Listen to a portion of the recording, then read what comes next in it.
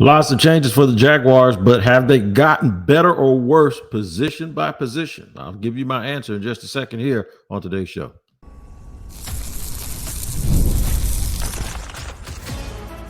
You are Locked On Jaguars, your daily Jacksonville Jaguars podcast.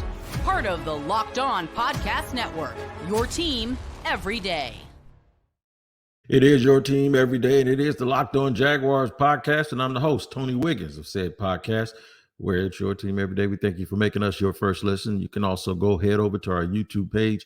Make sure you hit the like button and subscribe. Also hit that bell so you get notifications each and every time we drop an episode. And also, wherever you listen to your podcast, when you're driving or at work, and you're listening to an audio podcast, make sure whatever that location is, you tap in every single day so you do not miss an episode. FanDuel, America's number one sportsbook. Right now, new customers get $150 in bonus bets with any winning guaranteed. That's $150 with any winning $5 bet guaranteed. Visit FanDuel.com/locked on to get started. Shout out to the everydayers for joining us every single day. We definitely appreciate you for doing that. I've been getting so many people that come up, man. I'm starting to not be able to remember their names, but everybody's telling me that they are everydayers, and we really, really appreciate you here on Locked On Jaguars. All right, here's what we're going to do. By the time the show ends, I'm going to give you an overall outlook before training camp and tell you where I think the team is, not just based on hope, but based on what I believe they've done and compare in addition to who they were before they did anything this offseason. So we'll touch on all of that. Perceived holes, and I say perceived is because just from the outside looking in, positions still have to be won. Guys still have to win positions. So you're going to give, especially those young dudes that are second and third year players, going to give them a little bit of grace and say that maybe there's something that they can do that you haven't seen, the Yasir Abdullahs and all of those guys. So that's why I say perceived holes. But I am going to mention the things that people perceive to be weaknesses on this team. Most of them are depth related, but I'll go over that. And then first, we're going to start off with a position by position, better or worse. I thought about just breaking these individual groups up into doing a show on each individual group. I mean, I'm thinking that might be stretching it a little bit far. So I'm going to do the whole damn team today. That's what I'm going to do. I'm going to do the whole team. And this is just going to be the seed we're going to plant for constantly evaluating and looking at. And there's going to be a reference point, hopefully, if you're somebody that listens to the show every single day, there'll be a little bit of a reference point for you to always come back to and say, okay, I remember we talked about that. So we're basically going to discuss each and every position, okay, and give you a quick overview. I'm going to tell you whether they got better or worse. And then I'm going to let you know at the end if that's good enough. All right, so let's get started. Let's start at quarterback. How about that? We're just going to go right for it right now. We ain't going to wait. We ain't going to play around. We're going right for quarterback. Trevor Lawrence is obviously your starting quarterback for the Jacksonville Jaguars. And we don't want that any other way. We definitely do not. The rules changed this year a little bit. And this is why I wanted to basically start with quarterback first. The rules changed this year. There's going to be more use for a third quarterback. How about that? All right. More use for a third quarterback, more roster friendly to have a third quarterback instead of just having the one guy and then having your backup and then having an emergency dude, right? That didn't count against.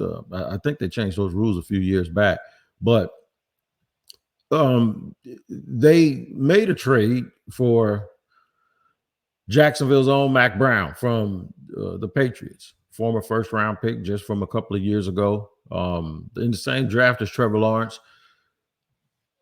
For me, no, it wasn't the same draft as Trevor Lawrence. My bad. It wasn't. Yeah, it was the same draft as Trevor Lawrence. For me, it's a good thing. You can never discount someone just because he didn't live up to his expectations up in New England.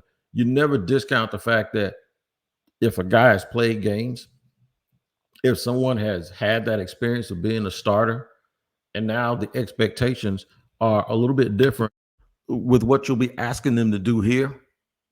But then you look at all of the positive things that come from him.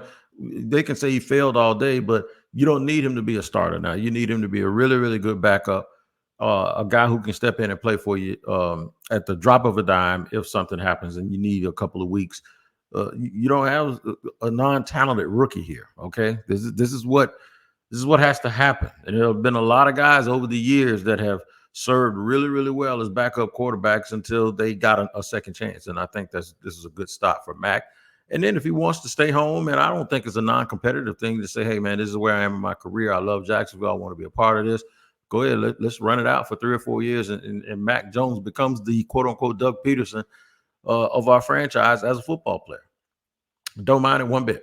Do not. I think they have improved that area. So, yes, a check mark in that area. They have gotten better. Is that improvement good enough? All of it comes down to Trevor Lawrence.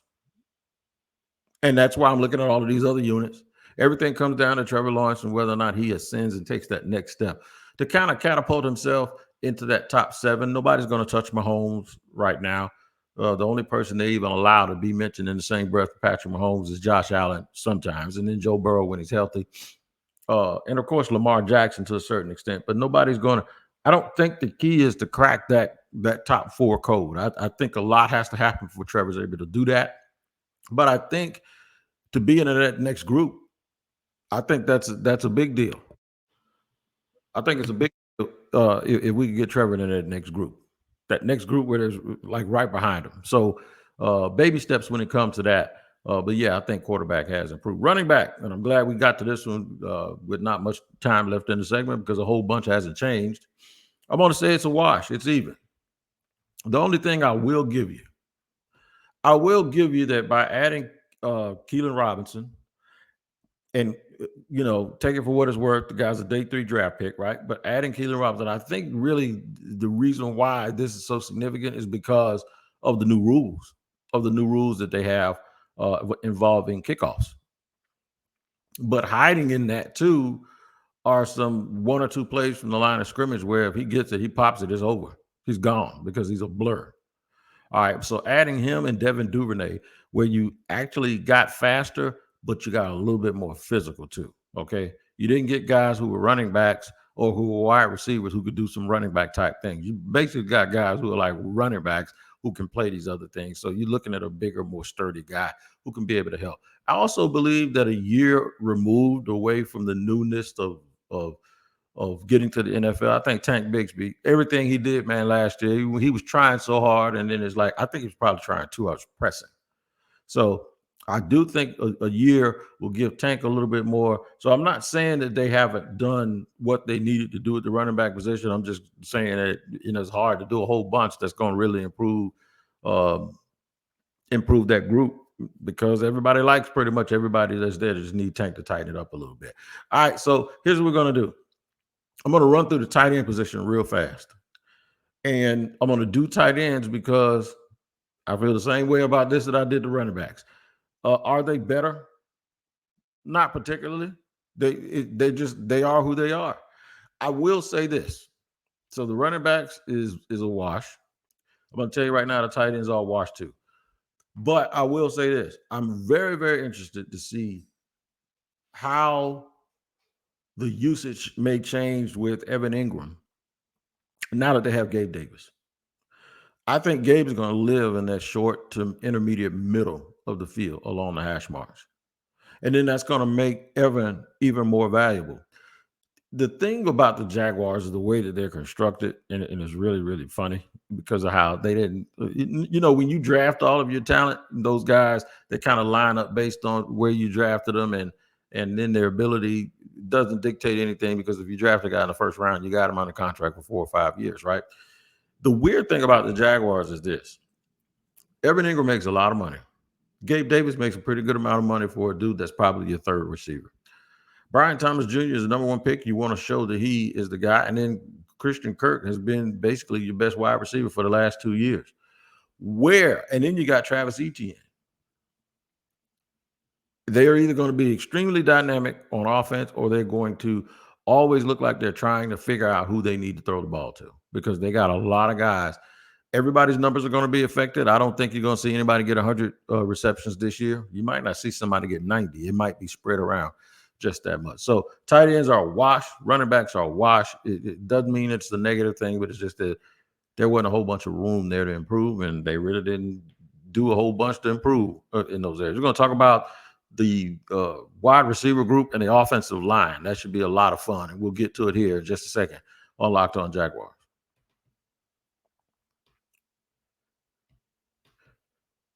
Got to let y'all know about eBay Motors, though, man. That's right. eBay Motors is the absolute truth, because just like in sports, passion, drive, and patience, the formula for winning championships is also what keeps your ride or die alive. eBay Motors has everything you need to maintain your vehicle, level it up to peak performance. Superchargers, roof racks, exhaust kits, LED headlights, and more. Whether you're into speed, power, or style, eBay Motors has you covered. With over 122 million parts for your number one ride or die, you'll always find exactly what you're looking for. And with eBay Guaranteed Fit, your part is guaranteed to fit your ride or die every time, or your money back. Because with eBay Motors, you're burning rubber, man, not cash. With all the parts you need at the prices you want, it's easy to make your car the MVP and bring home huge wins. Keep your ride or die alive at ebaymotors.com. Eligible items only. Exclusions apply. eBay Guaranteed Fit, only available to U.S. customers.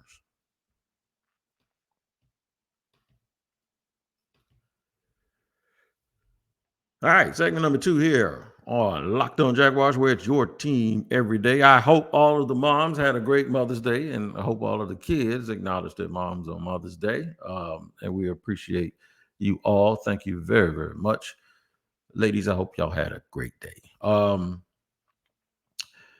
We are getting to now the two areas of the team that going into the offseason, these are 2 of the 3 areas I believe people really, really, really wanted this.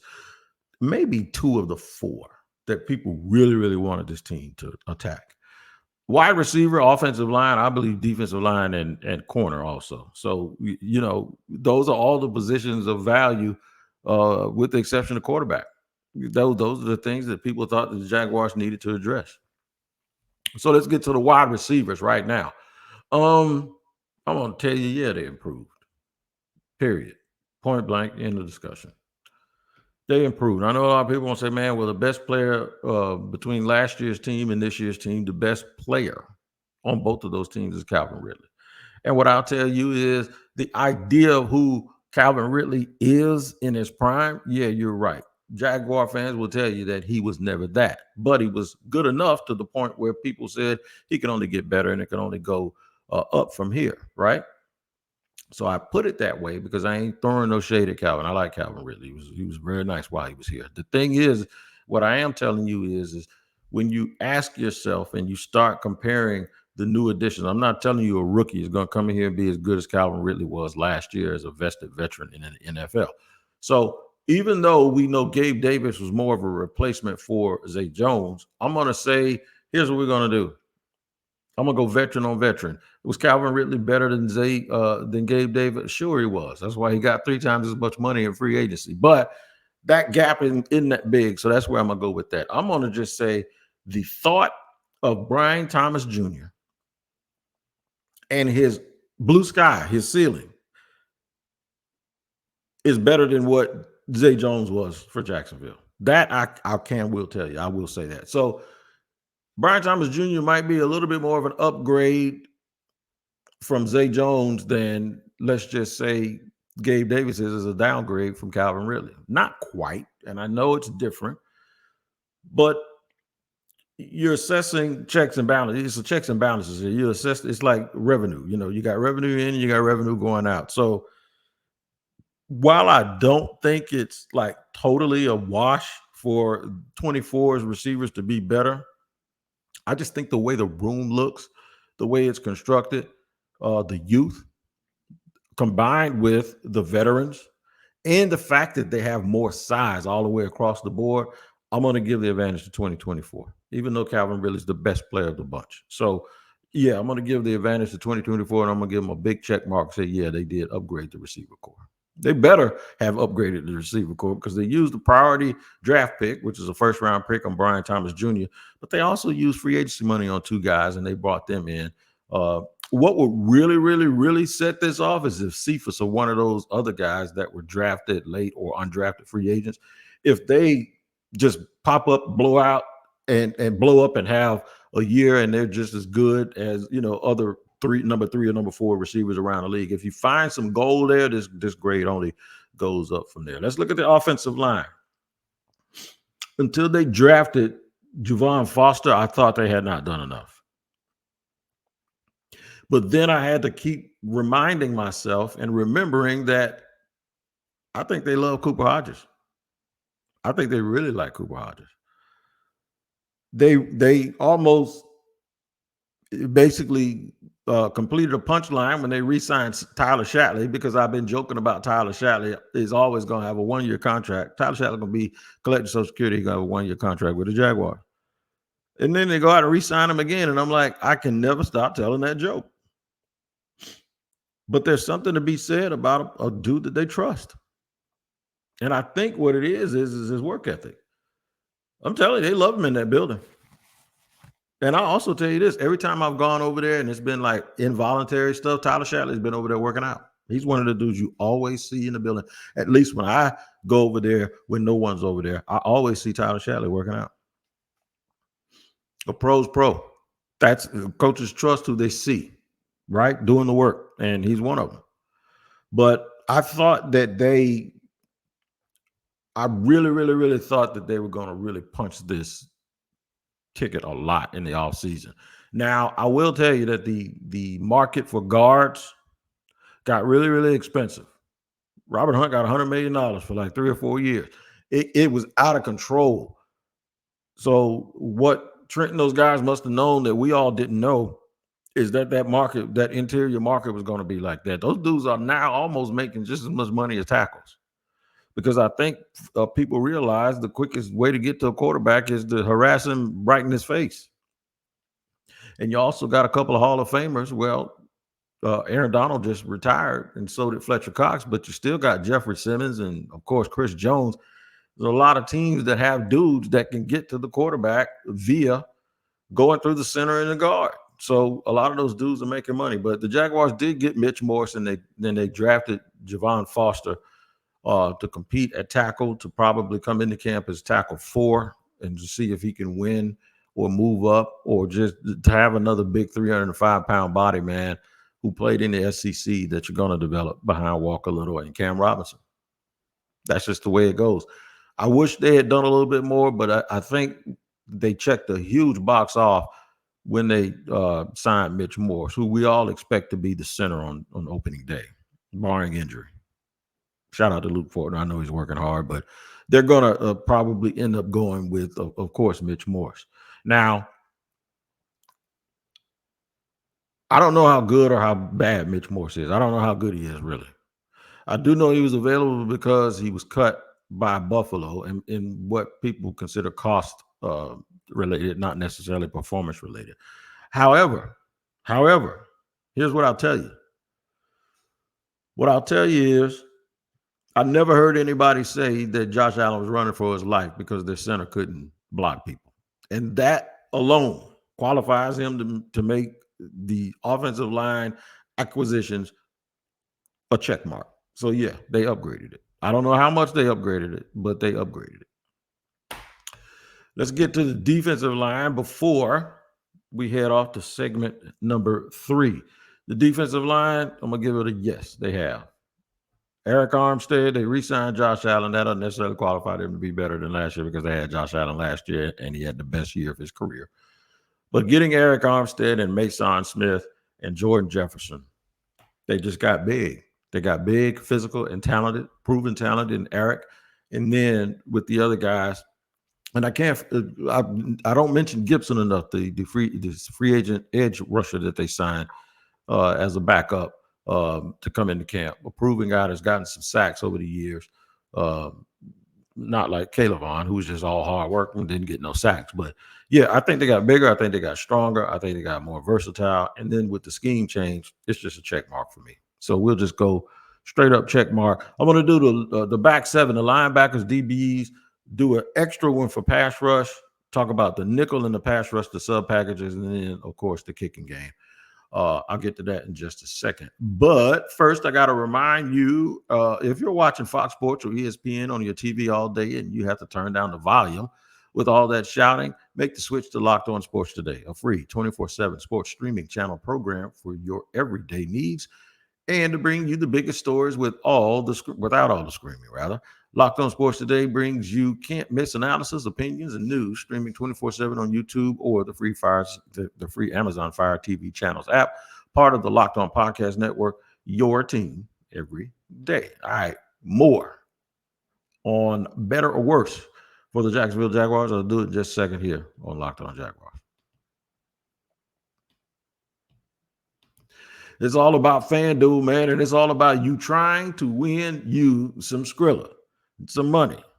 The NBA and the NHL, they're in the playoffs, so they're not doing load management, and guys aren't sitting out unnecessary games because you got to win them all, right? And baseball, teams are coming out trying to figure out their rotations and jockeying for a position. So it's a good time for you to go to FanDuel because right now new customers get $150 in bonus bets with any winning $5 bet. I'm going to say it again. That's $150 to spend on spreads, money lines, player props, and more in bonus bets with any winning $5 bet. Visit FanDuel.com/locked on and make every playoff shot count. Denver was down 0-2, lost all of their games at home, and then went on the road and tied it up 2-2. So the Western Conference is really, really getting jiggy. Make sure you check it out at FanDuel, America's #1 sportsbook.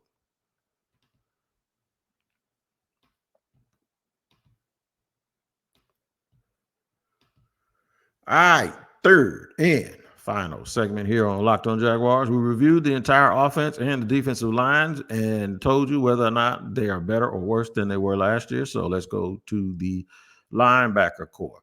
I would say they stayed the same. Yashir Abdullah is now listed as a Sam linebacker, which in their base that's a 4-3, but normally they're in 4-2-5. So the Sam linebacker maybe 35% of the time. So I do believe if he can show that he can play in space, which I think he can, and he continues to play special teams and show that he can excel there, I think he'll have a spot on this team. A lot of it depends on, too, the health of Devin Lloyd and how those guys play early on. But not enough movement or not enough things to shake up the linebacker core. So I'm going to say the linebacker core is the same as it was. So far, running back, linebacker, and tight end haven't changed much. Defensive back, this is a difficult one. This is really, really hard for me. Super hard. It's because I like Darius Williams. But I also like Ronald Darby for how they want to play, and they got a little bit bigger. I also like Jerry Jones, and I'm interested to see what they do with Darnell Savage. All right, he's going to be a slot starter in the slot. We'll see. They drafted Jarian. Maybe if somebody doesn't work out at safety or there's injuries, you'll see when they run the split safeties, you'll see Darnell back there as a starter and not as someone. They paid him like a dude that's going to be the starting nickel, not the starting safety. But yeah, it's going to be very, very interesting. One thing I do think that they did was got more dynamic, and they went for a type. And I think that's because of Chris Richard and what this also lends a little bit to how they're going to play. So I'm going to give them a check mark and say, yeah, because they increased their size and they also increased their youth and their athleticism. But it's one that you need to make sure you watch because a lot of people wanted them to go DB in the first round as well. I think they did the right thing by going wide receiver. I would have probably gone for Quinyon if I sat at 17, but the way the board fell, it was totally understandable that they went with BTJ. So I'm going to give them a check mark, but it's the shakiest one that I'm saying where they really improved from last year because say what you want to say about Rayshon Jenkins. Rayshon made a lot of plays here for Jacksonville. All right, sub-package stuff, pass rush. Have they done enough? By re-signing Josh, here's where I'm going to give him the check mark. I'm going to give him a check mark because I've seen Eric Armstead line up at big end, and I've seen Mason Smith line up at big end. This gives them the versatility where instead of having guys go outside in, you got guys that are able to go inside out. So, with the way they're going to play, man, I really think that they're fine with the edge rush and the scheme also they're going to use guys better, I believe, than the guys were used. So yeah, I'm going to say by default they they got rid of Cadavon. So yeah, they got the pass rush better. In the nickel, did they get better? Absolutely. Check mark. And I'm not saying that Monteric Brown and Chris Braswell and Eric Hallett and all of those dudes don't have a shot. They do. More competition, the better. But I'm telling you, on the surface, in my opinion, the things that they did to address the secondary and the nickel in particular, with Jarian Jones as well as with Darnell Savage, it's the attention to it that they've been needing to do for a long time, and they hadn't. It was one of the things that kept perplexing me as to why they didn't do it. Kicking game, I don't know nothing about that kicker. I know he can kick it a long way. He's the kid that they drafted from Arkansas. So, what am I say? Yeah, I mean, how can you? I don't know. This one is the TBH or TBD, to be determined. I don't know what the hell TBH is, but to be determined, TBD. How about that? We'll go with TBD, to be determined, and we'll monitor. So now, an overall outlook before camp. They're more athletic. They seem to have more guys that they like at various positions. I thought they did a real good job of assessing the weaknesses of this team. And I'm going to give them some grace when it comes to me thinking that they needed to do more on the offensive line. Well, they got two, and then they're getting a third guy back. And most people thought that they needed to go heavy edge last year, and then the duo ended up being well. You don't even hear people asking about another pass rush anymore because those dudes got 27 and a half sacks between the two of them, Trayvon and Josh. I'm going to say that they know a little bit more about their offensive line too, so I'm going to give them a little bit of grace with that. All in all, do I think the Jaguars improved? Yeah, I think they made at least a 2-game improvement. I think they're an 11-win team. Going into camp, a lot has to happen. A lot of things that didn't happen last year have to happen this year for them to be better. More work. Make things happen. Don't wait for them. Those opportunities ain't going to come just knock on the door. You got to create them. And the only way you create them is to be hungry for it and go out and absolutely do it. All right, man. Make sure you guys tap in all week. We'll be going back and floating through a lot of this stuff. And now that I've given you the outlook and the overview, we may dig deeper into each one of these positions and just park there and dwell there and start a barbecue and some marshmallows and cook that up real good, because we're getting closer and closer to things that matter more. But I want, here on Locked On Jaguars, I want us to start getting our mind prepared so that we can make sure that when we get into training camp, all of our stuff, we have all of our thoughts, everything is lined up the way it's supposed to be, and we can ask and answer the questions based on what we see and what we hear, and it just makes us better. It makes me better, and I hope that me sharing the strategy and the way that I do things makes you a better fan also. Locked On has launched the first ever national sports 24/7 streaming channel on YouTube, and now it's also available on Amazon Fire TV and the free Fire TV channels app. Locked On Sports Today is here for you 24/7, covering the top sports stories of the day with the local experts of Locked On, plus our national shows covering every league. Find Locked On Sports Today now available on the free Fire TV channels app. You guys have a marvelous Monday, and make sure you tap in to Locked On Jaguars every single day, wherever you get your podcast. Remember, it's your team every day. And as always, we thank you for making us your first listen.